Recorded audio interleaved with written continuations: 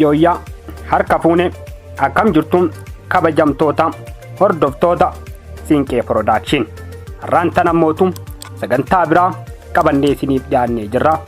Saganticha hanga xumuraatti nu faana ta'uun nu hordofaa. Akkasuma immoo YouTube Siinqee Production jedhu subscribe, like, share gochuun nu bira dhaabbadhaa.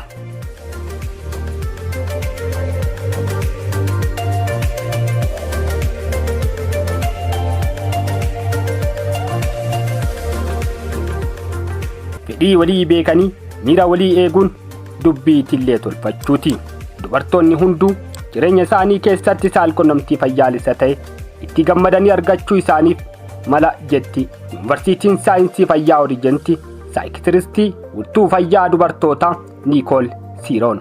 Fedhiin uumamaa kun dubartoota qofa osoo hin taane dhiirotaaf waan guutamuu feesisuudha. Ta'u malee sababoota garaagaraan keessumaa dhiibbaa aadaa isaan irratti hammaatuun dhiirota caalaa dubartiin fedhii isaanii sa'aatii fedhanitti waan hin taaneef yoo miidhaman mul'ata. Qorannoon kun akka mul'isutti saalqunnamtiin fayyaa dhala namaatiif baay'ee barbaachisaadha.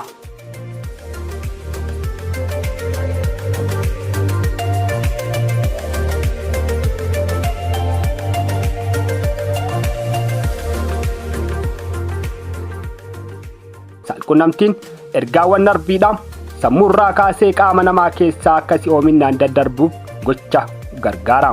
Kana gochuun walqunnamtiin fayyaalessi walumaa gala fayyaa keessatti dhiibbaa dhiigaa hir'isuun, sirna qaamaa ittisuun, dhukkubbii ofirraa ittisuun yookiin immuunii fooyyessuun, dhibee onnee xiqqeessee fayyaa onnee fooyyessuun, ofitti amanamummaa cimsuun, dhiphinaa yaaddoo xiqqeessuun, dhukkuba uumamaa akka namatti furu taasisuun, ribaa fooyyessuu fi kan kana fakkaatan gumaacha guddaa qaba jedha qorattoonni. Walqunnamtiin saalaa keessatti wanti murteessaan gammachuu, miiraa fi qaama jaalalleewwanii yookiin abbaa warraa fi haati warraa argatanidha jedhu namoonni. Gammachuu miiraa fi qaama lachiinuu akka barbaadanitti argachuu qaban milkeessuuf ammoo iftoominaan dubbatanii, fedhii walii baranii waliif eeguun, iftoominaa waliin haasa'uun, walirratti amantaa qabaachuun kanneen jedhan warra ijoodha. Keessumaa qunnamtii saalaa duraa haasaan jaalalaa taasifamuu fi qophii ciisammuu miiraa fi qaama barbaachisaadha. Fedhii addaa qaban waliif beekuun addattiitillee irratti dubbii jabduudha jedhu warri fayyaa saalqunnamtii jaalalaa qoratan. Itillee jechuun bakka ciisichaa michuuwwan jaalalaa yookiin haadha warraa fi abbaa warraa jechuudha.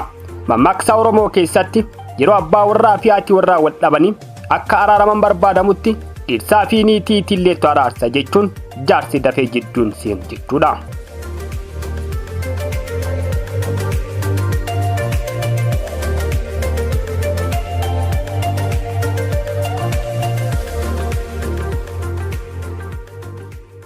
Dubbiin itillee kun ammoo jarri lachaa wal hubachuu, tokko isaanii kaan irratti amantaa qabaachuu fi waliif beekuu qajeelaadha.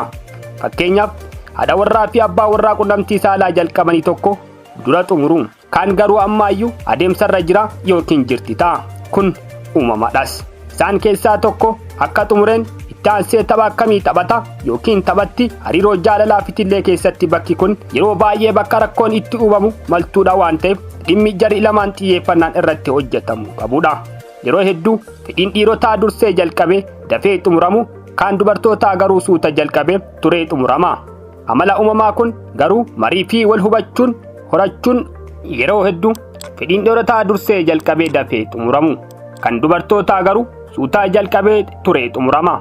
Amala uumamaa kan garuu marii fi wal hubachuun horachuun wal qixxeessuu yookiin walitti butuun akka danda'amu himu hayyoonni xiinsammuu. Qorannoonni adda addaa akka agarsiisanitti dubartoonni parsentii 50 qofatu fiixee gammachuu isaanii dhumaa irra gaha. Kana jechuun dubartoonni parsentii 80 ta'an osoo miira isaanii hin xumurin jalqabanii gidduutti dhaabu jechuudha. Nama aarsa, walitti nama buusa, amala akka jijjiiratan taasisa. Kanaafidha qunnamtii saalaa keessatti miiraa fi xumuruu qofti gahaa akka hin taane beekuun barbaachisuufi. Qunnamtiin saalaa hojii sammuu qaamaa fi miira of keessaa qaba. Atileetiin fageenya dheeraa fiigu tokko jalqaba qaama ho'ifata, achiin fiiga. Erga xumure ammoo qilleensa baafachuun deebisee qaama isaa tasgabbeessa. Qunnamtii saalaa jalqaba dura yeroo qunnamtii saalaa fi boodaa erga xumuranii lamaan isaanii haasaa jaalalaa kanneen miira tasgabbeessu barbaada. Bakka kanatti walitti dhufeenyi hirribaa fi saalqunnamtiis ilaalamuu qaba jedhu ogeessonni fayyaa. Hirriba gaarii fi gahaa qabaachuun saalqunnamtii fayyaalessa qabaachuuf fayyada.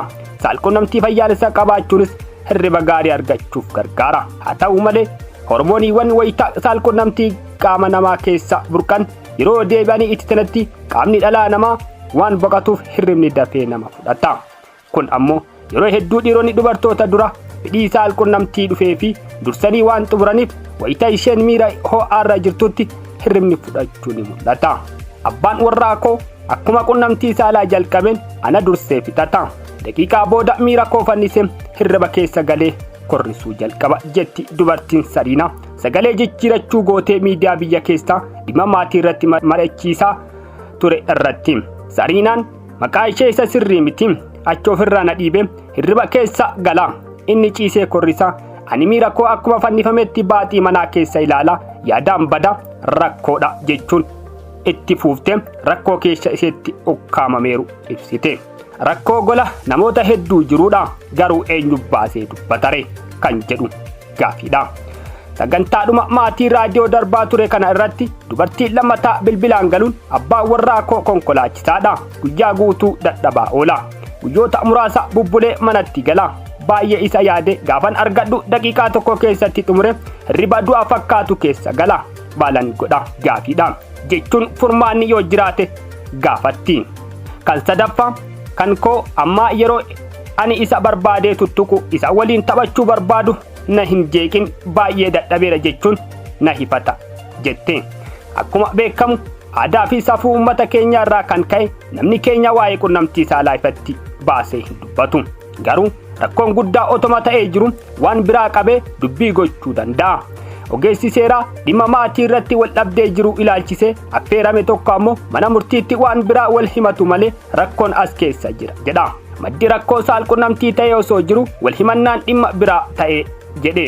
Irra caalaan gaa'ela diigamuu ragaan hamma kana jedhamee himamuu baatus rakkoon saalqunnamtii waliinis wal qabata jedhani. Kun rakkoo bultii keessa jiru mitiire gaafiidha.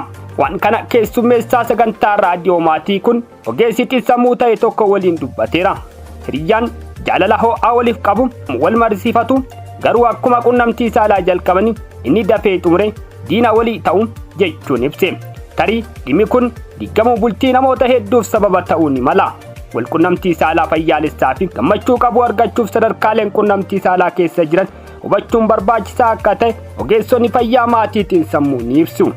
Kun amala jaalallee kee jalqabaa saalqunnamtii hanga xumuraa isaatti qabdu yookiin qabu baruuf gargaara jedhu. Kun ammoo mufannaa yookiin aarii fi dheekkamsa sana booda mudachuu danda'u oolchuun lachanuu jaalala guutuu akka argatan gargaara. Sababni isaa jaalalleewwan lama yookiin abbaa warraa fi haati warraa walii hin gammachiifne taanaan battalatti ta'uu baatus bulee oolee amala badaa gaa'ela keessatti dhalatuuf sababa ni ta'a.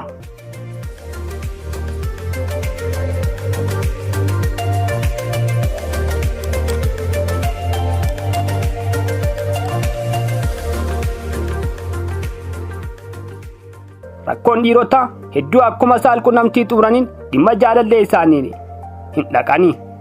Keessumaa aadaa keenya keessatti dubartoonni fedhii dhiirotaa eeguu malee kan ofii isaanii waan hin himanneef dhiironni dafanii garaa boqachuuf hirribaatti ariifatu jedha ga'eessi waggaa 32 Iyyaasuun.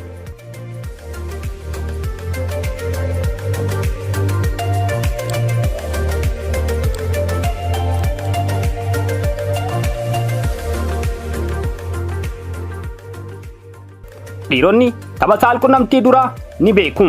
Jalqabuu barbaadu waan ta'eef miira sana fiduuf haasaa duraa sana ni taphatu. Garuu ergaa dhimma isaanii baatanii haasaa isaa booda barbaachisu yookiin hubannoo dhabuu yookiin miira isaanii qofa xumuruun garagalanii hin ilaalani. Akka qorannoon mul'isutti qunnamtiin saalaa sadarkaa sadaffaa keessatti xumurama. Miira dubartootaa isa dhumaa irraan gahuun saalqunnamtii tokko milkaa'aa taasisa. Dhiirotni yeroo qunnamtii saalaa raawwatan gammachuu guddaa irraa gahu. Dubartoonni ammoo miira itti fuufee dhufuu waan qabaniif haasaa itti aanee jiru baay'ee murteessa. Dhiironni aluma tokko yoo miira isaanii xumuran dubartoonni ammoo marsaa tokko keessatti irra deddeebii miira isaanii xumuruu danda'u. Kanaafidha yeroo akkamii irratti isa dhumaarraa akka geesse beekuun kan isii dhiirota barbaachisuufi. Akka qorannoon himutti taanaan sadarkaa arfaffaa keessatti qaamni saalaa dhiirotaa ni kufa yookiin hin ka'u jechuudha. Umrii irratti hundaa'us dhiironni bara dargaggummaa isaaniitti deebisanii qaama isaanii kaasuuf daqiiqaa 30 barbaadu.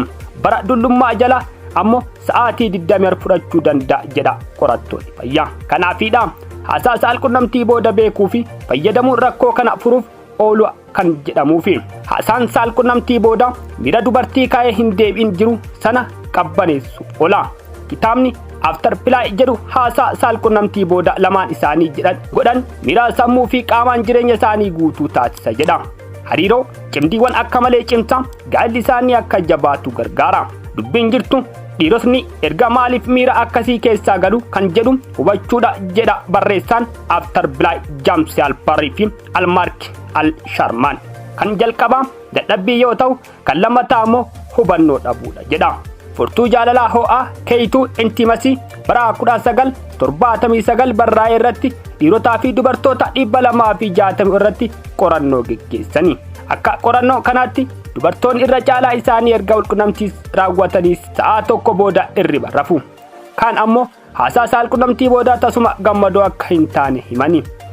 Gaarummaan isaanii dubartoonni erga rafanii ka'anii ammas miira haasaa saalqunnamtii duraa waan galaniif haala duraan ture sana tasgabbeessa jedhe. Dhiirotni yoo miiltoo isaanii dursanii fixanis akka ishee jaalatan agarsiisuu fi isheenis miira ishee xumuruu akka qabdu hubachuun taphoota jaalalaa waliin turtii taasisuu qabu jedhe.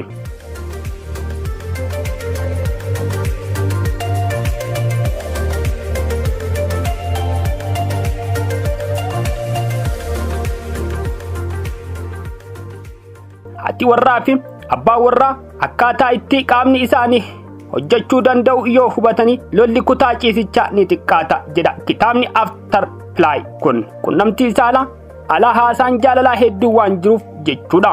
Lamaan isaanii wal hubachuun erga qaamni abbaa warraa yookiin jaalallee ishee deebi'ee akka ka'e yookiin boqonnaa argates deebisanii jalqabuu danda'u. Dubbiin yoo achumaan jalaa calliseedha waan ta'eef. Walqunnamtiin saalaa dorgommii miti. Yoom jalqabe daqiiqaa meeqa keessatti fixa kan jedhu yaaduun isin irra hin jiraatu. Gocha tokko isheetti gammaduu qabdu malee waa'ee yeroo dabarsitanii yookaan eenyutu caalaa kan jedhu yaaduun isin irra hin jiraatu jechuun gorsa. Kabajamtoota hordoftoota Siinkee Production qophiin har'aa qindeeffanne kana fakkaata. Hanga qophii biraatii walitti deebinutti YouTube Siinkee Production jedhu subscribe, like, share gootanii yoo jettan waan baay'ee irraa argachuu dandeettu. Gama kootiin xumureera. Horaa bulaa deebanaa.